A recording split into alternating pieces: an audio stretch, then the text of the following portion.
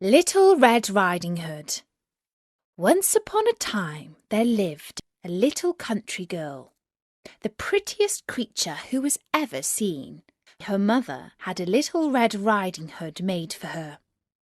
Everybody called her Little Red Riding Hood. One day her mother said to her, "Go, my dear, and see how your grandmother is doing, for I hear she has been very ill." Little Red Riding Hood set out immediately. As she was going through the wood, she met with a wolf. He asked her where she was going. "I'm going to see my grandmother." "Does she live far off?"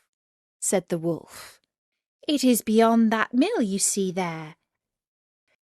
It was not long before the wolf arrived at the old woman's house.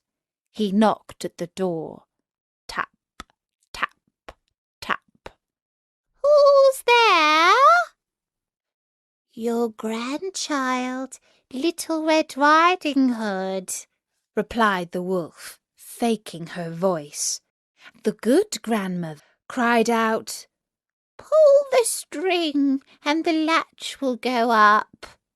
The wolf pulled the string in, and the door opened, and then he immediately fell upon the good woman and ate her up in a moment.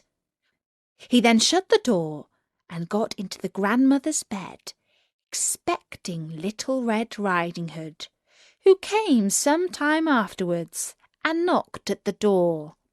Tap, tap, tap.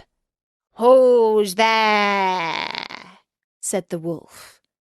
"It is your grandchild, Little Red Riding Hood."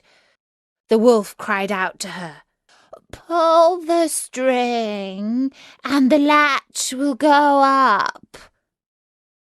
Little Red Riding Hood pulled the string and the door opened.